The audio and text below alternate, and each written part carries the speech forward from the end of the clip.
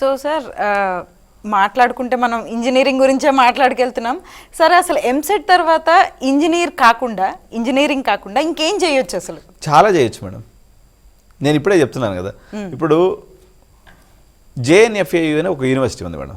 రాజశేఖర రెడ్డి గారు పర్సనల్గా దీని మీద ఒక 1 month కూర్చొని ఎక్సర్సైజ్ చేసి ఈ యూనివర్సిటీని ఎస్టాబ్లిష్ చేశారు. మాస్టర్ ట్యాంక్లో ఉంటుంది. జేఎన్ఎఫ్ఏలో అన్ని ఉద్యోగాలు ఇచ్చే కోర్సులే ఉంటాయి. మన దరిద్రం ఏంటంటే మేడం, ఆ కోర్సులకు ఫీజు రీయింబర్స్మెంట్ లేదు. ఉదాహరణకి నేను కొన్ని కోర్సులు చెప్తాను మేడం. అసలు అన్ఎంప్లాయ్మెంట్ అనేది దరిచేరదు వాడికి. ఫెసిలిటీస్ అండ్ ప్లానింగ్ అంటే అపార్ట్మెంట్ కట్టేసిన తర్వాత ఇప్పుడు ఒక 40 అంతస్తులు కడతాం, దాన్ని నెక్స్ట్ మెయింటైన్ చేసేవాడు కావాలి కదా madam. Facilities and planning. Interior designing, అందరూ ఈరోజు ₹1 కోటి పెట్టి ఇల్లు కొంటున్నారు, 20 లక్షల రూపాయలు ఇంటీరియర్స్ మీద తగలబెడుతున్నారు. ఒక్క ఇంటీరియర్ డిజైనింగ్ కాలేజ్ లేదు, ఒక ఇంటీరియర్ డిజైనింగ్ తెలుగు కూడా లేడు. మొత్తం నార్త్ నుంచి ఎక్స్పోర్ట్, బీహారీస్ యూపీ వాళ్ళు వచ్చి ఇక్కడ ఇంటీరియర్ డిజైనింగ్ చేస్తుంటారు. ఫ్యాషన్ టెక్నాలజీ మేడం, ₹50 కుట్టేటువంటి బ్లౌజు ఇప్పుడు 5,000 నుంచి 10,000కి వెళ్ళిపోయింది బ్లౌజ్ స్టిచ్చింగ్ కాస్ట్. మరి బొటిక్ పెట్టేవాళ్ళు లేరు. Cosmetology, event management. ఈరోజు పెళ్లి చేయాలంటే ఉమ్మడి కుటుంబాలు లేవు, పెళ్లి చేసేదానికి ఎవరు బంధువులు రారు, వచ్చినా ఒక రోజు ఉండి వచ్చి తినిపోయేవాళ్ళు తప్ప ఎవరు ఈవెంట్ ఆర్గనైజ్ చేసేవాళ్ళు. ఈవెంట్ మేనేజ్మెంట్ కోర్స్ ఉంది, ఎవరు చదవరు. ఈరోజు మార్కెటింగ్ స్టైల్ మొత్తం మారిపోయింది, డిజిటల్ మార్కెటింగ్ ఉంది, దాన్ని ఎవరు చేయరు. ఇట్లా హోటల్ మేనేజ్మెంట్ ఉంది. ఈరోజు వీకెండ్లో కానీ సాటర్డే సండే వైఫ్ని కానీ హోటల్కి తీసుకెళ్ళకపోతే విడాకుల పేపర్ చేతిలో ఉంటుంది. ఈ పరిస్థితి దగ్గర ఉన్నప్పుడు హోటల్ మేనేజ్మెంట్ మేము చదవమంటే ఎట్లా? సైకాలజీ ఉంది, మొబైల్ చూసేస్తున్నాం, రోజుకి 12 గంటల స్క్రీన్ టైం ఉంటుంది, అందరికీ పిచ్చి పట్టిపోద్ది కొద్ది రోజులకి. వీళ్ళని చూడాలంటే కౌన్సిలర్స్ కావాలా, సైకాలజిస్టులు కావాలా, సైకియాట్రిస్టులు కావాలా. మరి ఆ కోర్సు తెలంగాణలో లేనే లేదు. అంటే 100 రకాలైనటువంటి ఆపర్చునిటీస్. ఈవెన్ మొబైల్ రిపేరింగ్ గురించి ఆలోచిద్దాం. ఇప్పుడు తెలంగాణ వరకు తీసుకున్నట్లయితే 10 కోట్ల మొబైల్స్ ఉన్నాయి, మొబైల్ రిపేరింగ్ కోర్స్ లేదు మేడం. అంటే ఇలాంటి ఎన్నో. ఈవెన్ కాస్మెటాలజీ సెక్షన్లో కూడా బ్యూటీ పార్లరు ఒక పాయింట్ ఆఫ్ వ్యూ తీసుకుంటే కాస్మెటాలజీ అనేటువంటి జేఎన్టీయూలోనే కోర్సు ఉంది. ఎవరు చేయరు, అది ఎందుకు చేస్తే ఏమొస్తుంది అని చెప్పేసి. కానీ అందరికీ తెలుసు ఇప్పుడు ఎంత ఇంపార్టెంట్ ఉంది. ఈరోజు హెయిర్ స్టైల్కి పోయినా కానీ ₹2,000 ఉంది. ఈరోజు పెట్ డాగ్స్ ఉంది. ఈ మా దగ్గర ఒక కోర్సు నేను జాయిన్ చేస్తుంటాను మేడం. ఇప్పుడు అమీర్పేటలో కానీ మనం జూబ్లీ హిల్స్లో ఉన్నాం, ఇక్కడ ఎక్కడైనా మనం హాస్టల్లో చేరితే నెల ఫీజు వచ్చేసి 7,000 మేడం. పక్కనే కుక్కలు హాస్టల్ కూడా ఉంది మేడం. పర్ డేకి 7,000 మేడం కుక్కకి.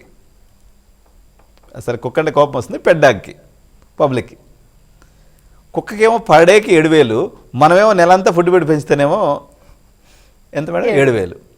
మరి ఆ కోర్సు నేర్చుకోవాలంటే ₹5,00,000 ఖర్చు అవుతుంది. మరి ఎవరు చేరుతున్నారు? ఎవరో తెలివికల పిల్లలు వచ్చి బాగా యూఎస్ నుంచి తిరిగి వచ్చిన వాళ్ళు వచ్చి ఆ కుక్కలకి సంబంధించినటువంటి కోర్సు ఒకటి ఉంటుంది అనమాట. అంటే డాగ్ గ్రూమింగ్ చేయటం. టీ హబ్ ఉంది కదా మేడం, ఇక్కడ పెద్ద పెద్ద ఐడియాస్ జరుగుతున్నాయి అనుకుంటారు. అక్కడేం పెద్ద పెద్ద ఐడియాస్ నడవు madam. Pet dogs on wheels, లేకపోతే ఏ కాస్మెటాలజీ సెక్షను, ఏ ఈవెంట్ మేనేజ్మెంట్ సెక్షను, ఏ కంపెనీస్ అంటే వీళ్ళు కంపెనీలో పోయి పనిచేస్తారు. కానీ అసలు వీళ్ళు ఎక్కడి నుంచి వస్తున్నాయి, ఈ ఉత్పత్తి ఎక్కడి నుంచి ప్రొడ్యూస్ అవుతుంది? ఇఫ్లు అని ఒక యూనివర్సిటీ ఉంది మేడం, మనకి ఉస్మానియా యూనివర్సిటీ క్యాంపస్లో ఉంటుంది అనమాట. జర్మన్ లాంగ్వేజ్, జపనీస్ లాంగ్వేజ్ అని నేర్చుకుంటే గచ్చిబౌలిలో 1 lakh per month ఉంది madam salary. Telangana government TOMCOM అని ఒక ఆర్గనైజేషన్ పెట్టింది. TOMCOM, Telangana overseas management company. ఈ టామ్కామ్లో రిజిస్టర్ చేసుకుంటే 10th క్లాస్ అయిపోయిన తర్వాత లేదా ఇంటర్మీడియట్ అయిపోయిన తర్వాత ఒక 2 ఏళ్ళు చదువుకుంటే మేడం 2 లక్షలు ఓన్లీ క్యాష్గా ఇస్తారు మేడం నెలకి. ఫుడ్ అండ్ అకామిడేషన్ మొత్తం వాడదే మేడం. ఎంతసేపుడికి 20,000కి కూలి చేసుకునే దానికి పరిగిస్తారు తప్ప తెలుసు, ఇప్పుడు అందరికీ తెలుసు ఇది.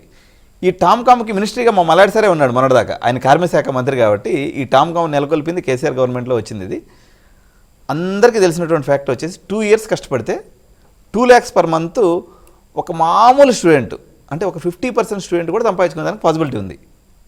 దానికి అడ్వర్టైజ్మెంట్ ఉండదు.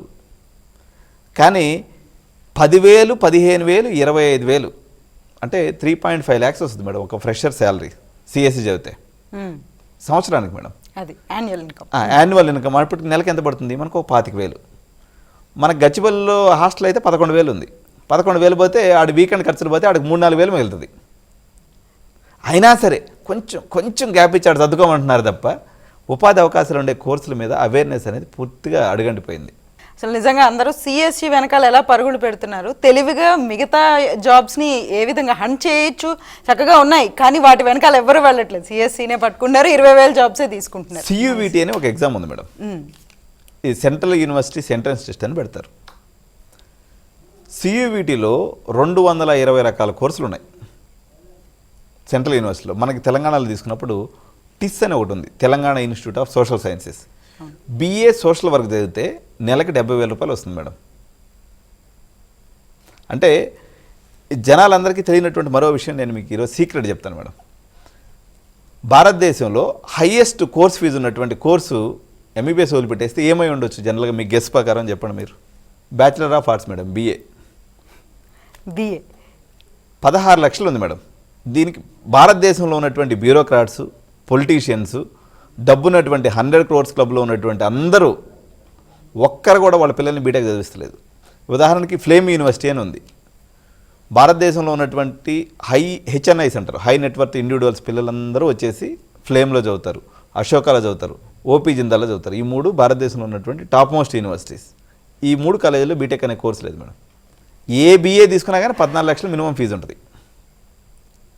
అంటే అవేర్నెస్ లేకపోవడం వల్ల ఎటువంటి ప్రమాదాలు జరుగుతాయి.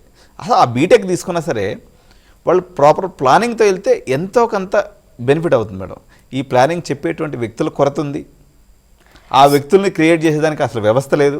ఎగ్జాక్ట్లీ ఇప్పుడు అదే అడగబోతున్నాను. ఇప్పుడు ఎవరికైనా ఏదన్నా అనుమానం వస్తే, డౌట్స్ వస్తే ఎక్కడ జాయిన్ అవ్వాలి అన్న విషయం డైరెక్ట్గా అసలు ఎవరిని అడగడానికి కూడా మనకి తెలియదు. ప్రభుత్వం ఒక 10 మంది కౌన్సిలర్స్ నియమించి 2 తెలుగు రాష్ట్రాల్లో కనీసం తెలుసుకోవాలన్న ఆసక్తి ఉన్న పేరెంట్స్కి ఇన్ఫర్మేషన్ ఇచ్చేటువంటి ఒక చిన్న వ్యవస్థను ఏర్పాటు చేస్తే అద్భుతాలు సృష్టించేటువంటి అవకాశం ఉంది. కానీ ఆ దిశగా ఎటువంటి ప్రయత్నం ప్రభుత్వం నుంచి లేదు.